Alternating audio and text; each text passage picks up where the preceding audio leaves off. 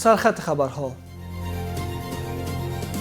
تهدید تازه اسلام آباد علیه کابل. مشاور نخست وزیر پاکستان افغانستان را به حمله نظامی تهدید کرد.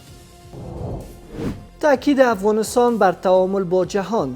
ندا محمد ندیم گفت که افغانستان به دنبال تعامل مثبت با تمام کشورهاست. افغانستان د یو خپلواک ملک او د اسلامي نړۍ د مهم غړي په توګه تل له نړیوالې ټولنې سره د متوازن مثبت او مسئولانه تعامل غوښتونکی دی. و دیدار رهبران امریکا و چین در پکن. ترامپ و شی جین پینگ بر گسترش همکاری‌های دوجانبه تاکید کردند.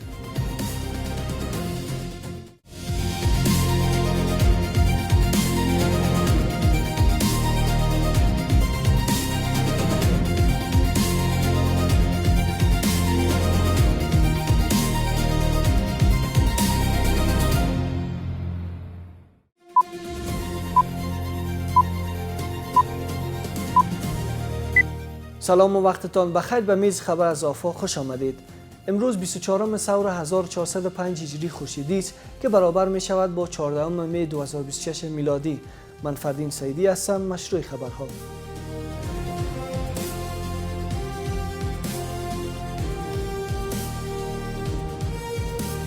در ادامه تنش‌ها میان کابل و اسلام آباد، رنا ثناء الله مشاور نخست وزیر پاکستان و وزیر داخلی پیشین این کشور بار دیگر افغانستان را به حمله‌های نظامی تهدید کرد. او در ثنای پاکستان بار دیگر با نگرانی از تهدیدهای برخاسته از خاک افغانستان گفت که حمله‌های پاکستان به افغانستان ادامه خواهد یافت. این در حالی است که امارت اسلامی همواره اعلام کرده که خاک افغانستان علیه هیچ کشوری تهدید نیست. ندا محمد ندیم وزیر تحصیلات عالی امارت اسلامی در حاشیه 17مین نشست بین المللی روسیه و جهان اسلام تاکید کرد که افغانستان خواهان تعامل متوازن، مثبت و گسترده با تمام کشورهاست. او گفت که سیاست افغانستان بر پایه احترام متقابل و همکاری‌های منطقه‌ای استوار بوده و این کشور در چارچوب منافع ملی به دنبال صلح، ثبات و توسعه اقتصادی است. نصران امیری گزارش می‌دهد.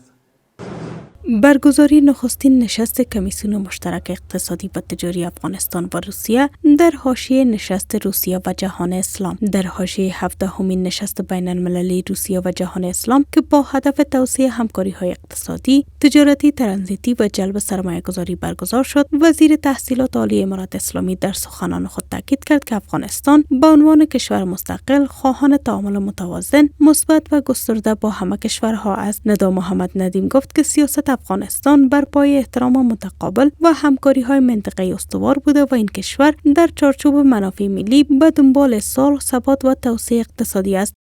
افغانستان د یو خپلواک ملک او د اسلامي نړۍ د مهم غړي په توګه تل له نړیوالې ټولنې سره د متوازن مثبت او مسئولانه تعامل غوښتونکی دی. د افغانستان اسلامي امارت اصول او ارزښتونو د ښه ګاونډیتوب، د اصولو د سیمه ییزې همکارۍ او متقابل درناوي په چوکاټ یې هڅه کوي چې خپل متوازنه او د افغانستان د ملت پر مشروع ګټو ولاړه بهرنۍ تګلاره پیاوړې وساتي. افغانستان الحمدلله مستقل آزاد هیواد دی.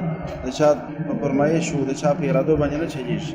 در همین راستا معین مسلکی وزارت اقتصاد که یکی از اعضای اشتراک کننده این نشست است، حضور افغانستان در این نشست را مهم عنوان کرده و گفته است که در جریان گفتگوها موضوعات مرتبط با حمل و نقل، همکاری‌های اقتصادی و تجارتی، مسائل زراعتی و همچنان سرمایه‌گذاری روسیه در بخش زیربنایی افغانستان مورد بحث قرار خواهد گرفت. حضور مقامات بلندپایه امارت اسلامی در این نشست نشان می‌دهد که سیاست اقتصاد محور و متوازن امارت اسلامی با استقبال گسترده روبرو شده و موضوعات چون حمل و نقل، همکاری‌های اقتصادی و تجاری، مسائل زراعتی و همچنین سرمایه‌گذاری روس‌ها در بخش زیربناهای افغانستان مورد بحث و دقت نظر بین دو طرف قرار گرفت.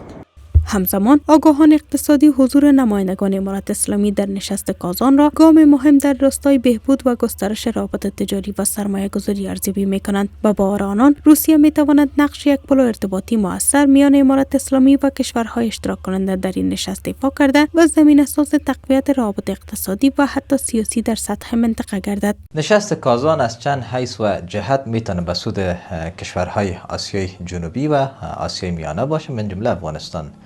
این سبب اتصال منطقه‌ای میان کشورها هم میشه.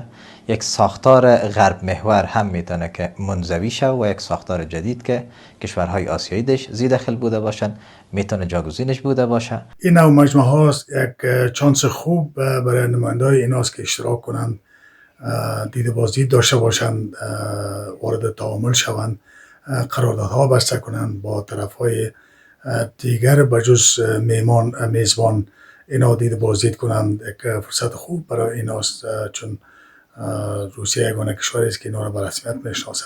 معاون وزارت صنعت و تجارت روسیه نیز این نشست را برای گسترش همکاری‌های اقتصادی، تجارتی و ترانزیتی مهم دانسته و بر ادامه هماهنگی‌های تکنیکی میان دو طرف تاکید کرده است.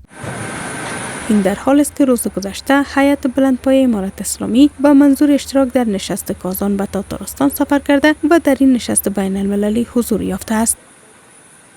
سازمان ملل اعلام کرده که در سال 2025 با وجود رشد 1.9% اقتصاد افغانستان حدود 28 میلیون شهروند این کشور زیر خط فقر زندگی کردند.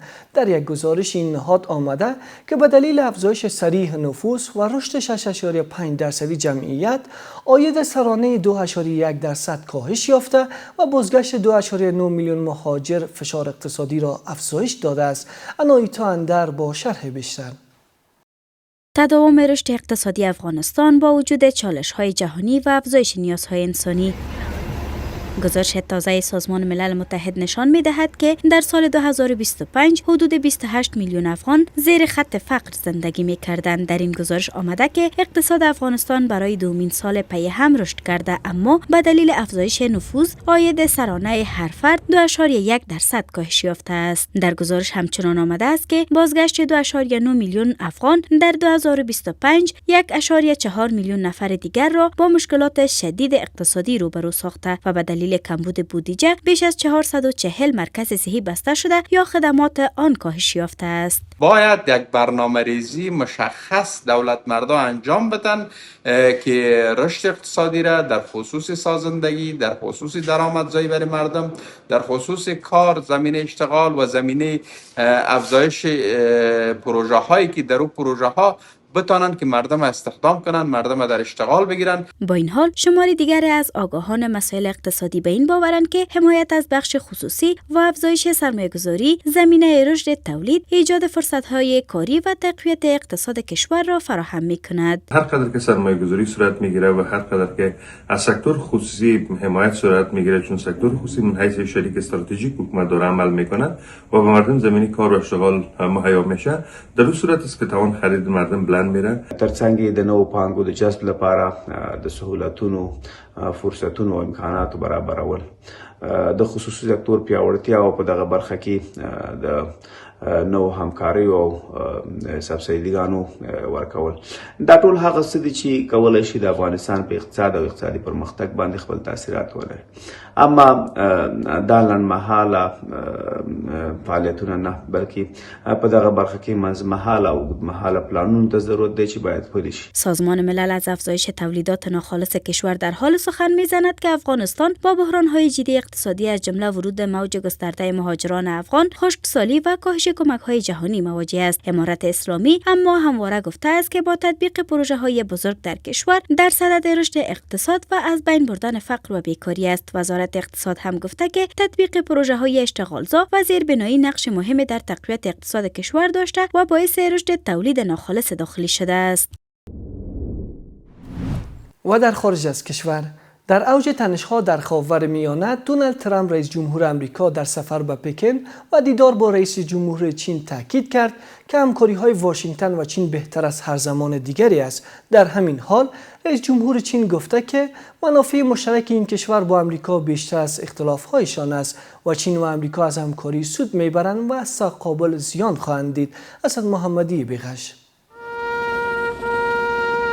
در اوج تنش‌ها در خاور میانه با ویژه تنش میان تهران و واشنگتن، دونالد ترامپ رئیس جمهوری آمریکا همراه با هیئت آمریکایی وارد پکن پایتخت چین شد. او در فرودگاه چین با تشریفات گسترده اما بدون حضور رئیس جمهور این کشور استقبال شد. این نخستین حضور یک رئیس جمهوری آمریکا در چین از سال 2017 میلادی است. رئیس جمهوری آمریکا پس از ورود به چین بر روی فرش سرخی که برای او پهن شده بود قدم نهاد و از سوی حدود 300 جوان چینی که در دو طرف فرش سرخ برای پذیرایی صف کشیده بودند به گونه بی‌پیشینه استقبال گردید. رئیس جمهوری آمریکا سپس با حضور در نشست مشترک با همتای چینی خود مذاکرات مهم 3 روزه را آغاز کرد. بر بنیاد گزارش خبرگزاری رویترز، جنگ ایران، مسئله تایوان و تجارت از محورهای اصلی مذاکرات میان دو طرف است. ترامپ تاکید کرده که همکاری واشنگتن و چین بهتر از هر زمان دیگری می شود. او با ستایش از شی جین پینگ او را رهبر بزرگ خواند و گفت که هرگاه میان دو کشور مشکل ایجاد شده، دو طرف توانستند آن را مستقیما حل کنند. افتخار است که با شما هستم. افتخار است که دوست شما هستم و رابط بین چین و ایالات متحده بهتر از هر زمان دیگر خواهد بود. ما رابط خوبی داشتیم و هر زمان مشکل پیش آمد آن را حل کردیم. همیشه به همه میگوییم که شما یک رهبر بزرگ هستید. در مقابل شی جین پینگ رئیس جمهور چین گفته که منافع مشترک این کشور با آمریکا بیشتر از اختلاف‌هایشان است. به گفته او چین و آمریکا از همکاری سود میبرند و از تقابل زیان خواهند دید. رئیس جمهور چین در این دیدار هشدار داده که اگر مسئله تایوان به درستی مدیریت نشود، چین و آمریکا ممکن است وارد برخورد یا حتی درگیری شوند و روابط دو کشور به وضعیت بسیار خطرناک کشیده شود. روابط باثبات جانبه میان این کشور و آمریکا به سود جهان خواهد بود. ما باید شریک باشیم نه رقیب. ما باید به یکدیگر کمک کنیم تا راه درست را برای کشورهای بزرگ پیدا کنیم تا در عرصه جدید با یکدیگر خوب کنار بیایند. مشتاقانه منتظر گفتگوهای ما در مورد مسائل مهم برای دو کشور و جهان هستم و مشتاقانه منتظر تا با همکاری شما در سال 2026 به سال تاریخی و برجسته تبدیل شود که فصل جدید را در روابط چین و ایالات متحده بکشاید. سفر ترامپ به چین در حال صورت میگیرد که اوضاع در خاور میانه پرتنش است، به گونه‌ای که موضوع سفر بنیامین نتانیاهو به امارات متحده عربی تنش میان تهران و ابوظبی را بالا برده و با وجود تکذیب این سفر از سوی وزارت خارجه امارات، واکنش ها در تهران تند است. عباس عراقچی وزیر خارجه ایران در واکنش گفت که دشمنی با ایران قمار احمقانه است. نتانیاهو اکنون به صورت علنی آنچه را که نهادهای امنیتی ایران مدتها قبل به رهبری ما منتقل کرده بودند افشا کرده است. دشمنی به ملت بزرگ ایران قمار احمقانه است و همکاری و همدستی با اسرائیل در این مسیر غیر قابل بخشش است. کسانی که در همدستی با اسرائیل برای ایجاد تفرقه نقش دارند باید با سوگو باشند. بر اساس گزارش ها، گفتگوی رهبران دو اقتصاد بزرگ جهان بر سر تعرفه‌های تجاری، بحران تنگه هرمز و جنگ آمریکا و ایران است. پیش از این مقامات آمریکایی اعلام کرده بودند که چین میتواند نقش مهمی در حل بحران تنگه هرمز ایفا کند. اما ترامپ هنگام سفر به بیجینگ گفته بود که برای ختم جنگ با ایران و کاستن فشار بر تنگه هرمز به کمک چین نیازی ندارد. کارشناسان هشدار می‌دهند که اگر این سفر به توافق و همکاری عملی میان آمریکا و چین در قبال بحران ایران منجر شود، میتواند به کاهش تنش‌ها و پیشبرد روند دیپلماتیک میان واشنگتن و تهران کمک کند. اما اگر نتیجه ملموسی نداشته باشد، احتمال تشدید رقابت قدرت‌های بزرگ و افزایش فشارهای سیاسی و امنیتی در خاور میانه با ویژه در مسیر تقابل ایران و آمریکا بیشتر خواهد شد. سپاسگزاری می‌کنیم از همراهی شما تا این دم. تا دیدار بعد، خدا نگهدار.